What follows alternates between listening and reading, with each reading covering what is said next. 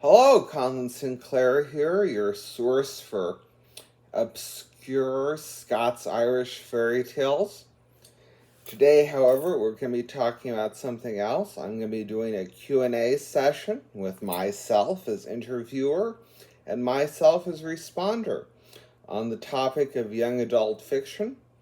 As you may know, I have published a children's collection, Young Robin Hood, and a new adult fiction novella, Age of Travelers. But I have occasionally said that the new adult fiction story is young adult dystopian. So I figured I should answer some questions about the young adult fiction as a genre, and we'll go from there. So I've got the questions written down, and I will read them, and then I will answer to the best of my ability. This is not scripted, so any answer I have is more or less spontaneous. The first question is, did you read a lot of YA fantasy as a teen? And I did not.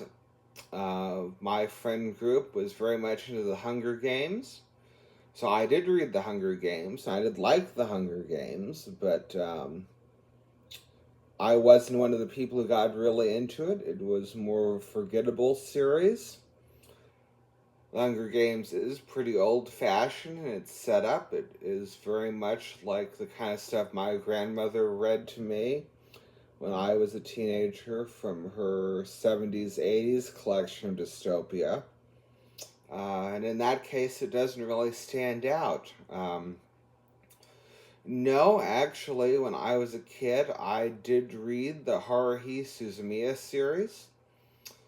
That's a Japanese YA sci-fi fantasy series. I still love it. I still have all the books. The series is still ongoing. The new book should be out later this year, and I might be pushing 30, but I'm going to buy it.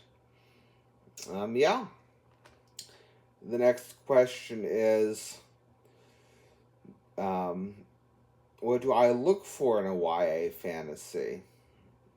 What do I look for? Well, I suppose when I was a kid, what I looked for was an interesting, compelling narrative, one that didn't seem too kid-friendly. As an adult, I probably have read more YA stuff than I did as a kid. I don't think I'm one of those people who only reads children's stories. I read a lot of adult stuff too, a lot of Pulp Fiction, a lot of Robert Howard and Paul Anderson and Talbot Mundy. But I do have a greater appreciation of YA stuff as an adult than I did as a kid. As an adult, I generally look for a compelling narrative,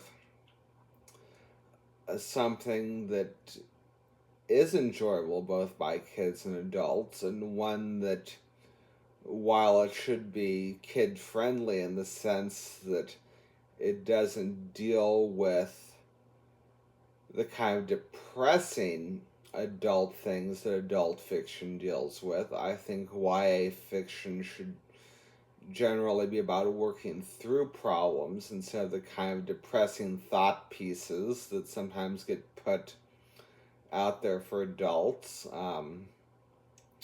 I can't think of the author right now, but the famous police procedural author who used to be a cop, I definitely would not give to a kid. But something like Monogatari, which deals with things like cults and rape and incest, does so in a way that is palatable to kids, I think. One of the reasons it is so popular with teenagers, and one of the reasons it is so popular with adults, that people like me read it in college, even though the target audience is, high school juniors, and they're still reading it to this day. I suppose what I really look for in a YA fantasy is a book that takes itself seriously enough to appeal to adults and is still hopeful enough that kids will read it and feel hopeful about the world. My favorite YA fantasy as an adult versus my favorite YA fantasy as a kid.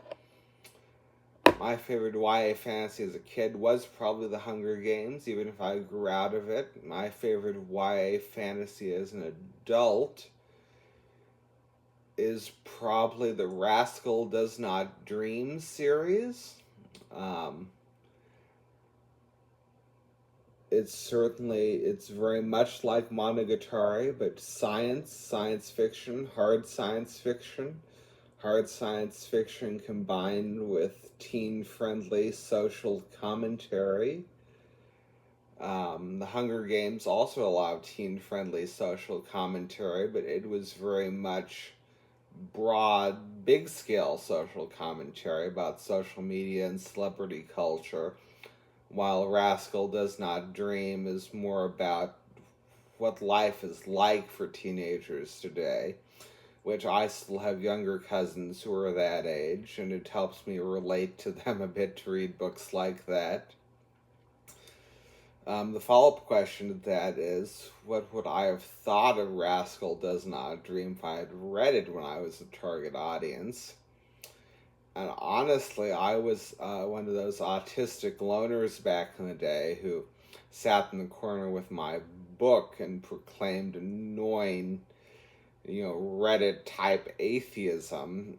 If I had read something about love and love as overcoming powers of the universe, I probably would have laughed, sadly. I was a very annoying teenager. I probably wouldn't have liked Rascal Does Not Dream. I probably would not have read it again as an adult because I wouldn't have liked it as a teenager. Luckily for me, it only came out when I was 20 something and graduated from college. So, yeah. Let's see if we have any other follow up questions. Am I currently working on any YA fantasy? I am not. I'm working on a pulp series at the moment, a prehistoric pulp, which the protagonists are teenagers. It's not explicitly said, and because it's not explicitly said that they're teenagers, because, back in the Stone Age, if you were 16, you were an adult, I'm probably not going to market it to teenagers. So I guess I'm not working on any YA fantasy at the moment. Thank you for stopping in for my first question and answer video. I think this is a great format for talking to you guys on YouTube. So thank you so much for listening to me. Goodbye.